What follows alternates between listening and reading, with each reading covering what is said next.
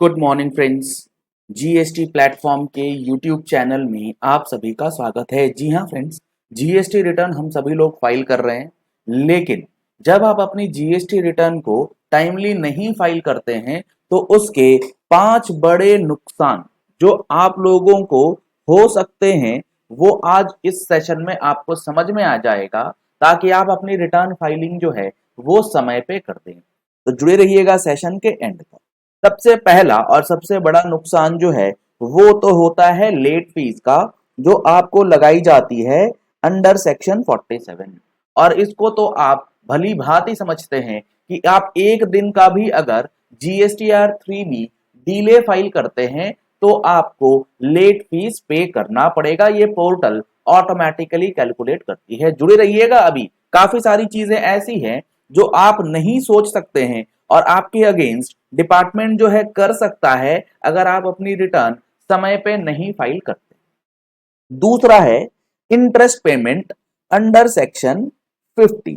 जी हाँ फ्रेंड्स, अगर आप अपनी जीएसटीआर 3B की रिटर्न डीले से फाइल करते हैं और उस डिलेड फाइलिंग ऑफ रिटर्न के अंदर आपका टैक्स लाइबिलिटी बन रहा हो, तो आपको इंटरेस्ट का पेमेंट करना होगा उस टैक्स लाइबिलिटी के ऊपर, अगर वो कैश में पेमेंट होता है। लेकिन आप ये कहेंगे कि सर हमारी रिटर्न लेट तो हो रही है लेकिन उसमें कोई टैक्स लाइबिलिटी बनता ही नहीं, हमने पूरा इनपुट टैक्स क्रेडिट जो है वो यूटिलाइज किया है और हमारा सारा का सारा पेमेंट आईटीसी के जरिए हुआ है, तो इंटरेस्ट तो लगेगी नहीं।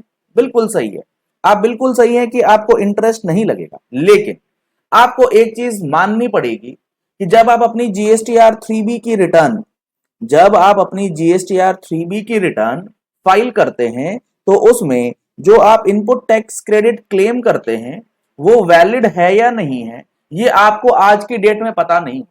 कई सारे केसेस ऐसे आते हैं जहां पर जीएसटीआर 3B डीलेड फाइलिंग है और उसको आईटीसी के जरिए पेमेंट कर दिया गया और 1 साल 1.5 साल के बाद ये नोटिस आता है कि आपने जो इनपुट टैक्स क्रेडिट क्लेम किया है वो आपका इनवैलिड है, वो गलत इनपुट टैक्स क्रेडिट आपने क्लेम कर लिया है। In eligible input tax credit claim करने के बाद आप अपनी रिटर्न फाइल करते हैं। अगर गलत इनपुट टैक्स क्रेडिट अवेल करके यूटिलाइज कर लिया और उस रिटर्न को आप डिले से फाइल करते हैं, लेट सपोज मैं आपको अगर एक सिचुएशन यहां पर समझाऊं तो मान लेते हैं अप्रैल 23 की आप जीएसटीआर 3B डिले से फाइल करते हैं और अप्रैल 23 की जो जीएसटीआर 3B जानी है वो 20 मई को जानी होती है।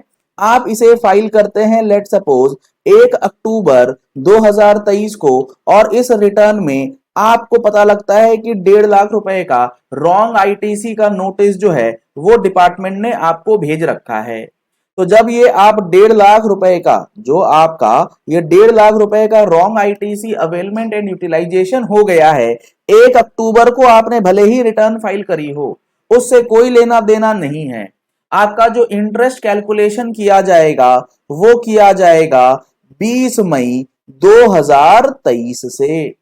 जैसे ही आपने रॉन्ग आईटीसी यूटिलाइज कर लिया उस रिटर्न के अंदर, तो जो आपकी रिटर्न फाइलिंग की ड्यू डेट है उस दिन से लेके आपका इंटरेस्ट कैलकुलेशन चालू होगा। आप ये नहीं कह सकते कि हमने तो रिटर्न 1 अक्टूबर को फाइल करा है।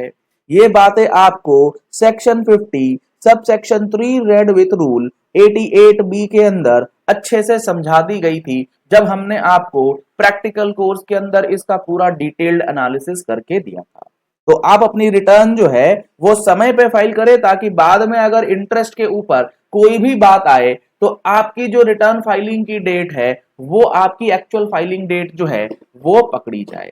अगर आप डिले से करते हैं उसका कोई बेनिफिट आपको नहीं मिलने जा रहा, आपकी एक्चुअल ड्यू डेट जो है उसी दिन से इंटरेस्ट कैलकुलेशन होता है। उसके बाद रिफंड विथहेल्ड हो जाएगा अगर आपकी रिटर्न जो है 3B वाली वो फाइल्ड नहीं है। लेट सपोज आपने रिफंड अप्लाई किया है, आपसे टैक्स जमा करने में कोई गलती हो गई है या एक्सेस जमा हुआ पड़ा है और आप चले गए हैं रिफंड के अंदर अंडर सेक्शन 54, तो आपका रिफंड सैंक्शन ऑर्डर आने के बाद भी आपका रिफंड जो है वो डिपार्टमेंट के द्वारा रोक लिया जाएगा अगर आपकी जीएसटीआर 3B की रिटर्न जो है वो पेंडिंग है, क्योंकि डिपार्टमेंट ये देखता है कि भैया इन्हें रिफंड देना है लेकिन up to date return filed नहीं है।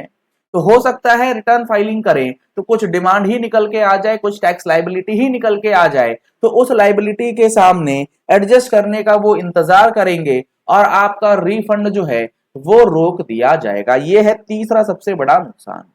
इसके बाद आपको मिलेगा नोटिस ऑफ रिटर्न डिफॉल्टर। अगर आप रिटर्न नहीं ड्यू डेट पे फाइल करेंगे तो आपको नोटिस दिया जाएगा 3A के अंडर सेक्शन 46 कि आप अपनी जीएसटीआर 3B की रिटर्न जो है वो समय रहते फाइल कर दीजिए, नहीं तो हम क्या करेंगे, ये नोटिस तो आपको दे रहे हैं और इस नोटिस के बाद अब आपका हम करने जा रहे हैं सीधा असेसमेंट अंडर सेक्शन 62।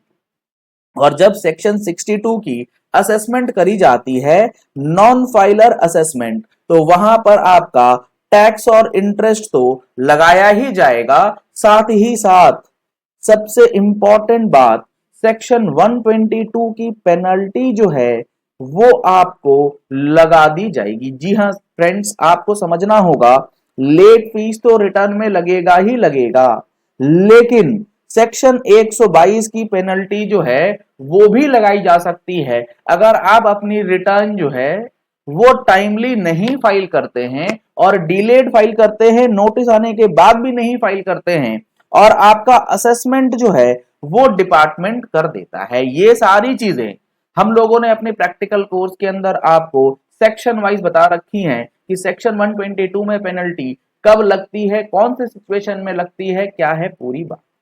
तो आशा करते हैं अब आपको ये पॉइंट समझ आ गया होगा कि आपको अपनी जीएसटी रिटर्न अगर टाइम पे भरना है तो क्या बेनिफिट उठाना है और अगर समय पे नहीं भरना है तो किस नुकसान के लिए आपको तैयार हो जाना है। चलिए इस वीडियो को यही एंड करते हैं। आशा करते हैं आपको ये पॉइंट अब समझ आ गया होगा कि जीएसटी रिटर्न समय पे क्यों भरना जरूरी है। अगर आपको जीएसटी से रिलेटेड इंपॉर्टेंट अपडेट्स की रिक्वायरमेंट रहती है तो आप हमारी मंथली टैक्स मैगजीन का सब्सक्रिप्शन ले सकते हैं। आप हमारे यूट्यूब चैनल को सब्सक्राइब कर सकते हैं, नीचे रेड कलर का सब्सक्राइब बटन दिया गया है उसे प्रेस करके साथ में जो बेल आइकन है उसे प्रेस कर लीजिएगा ताकि वीडियोस की नोटिफिकेशंस आप तक रेगुलरली पहुंचती रहें। Thank you and have a nice day.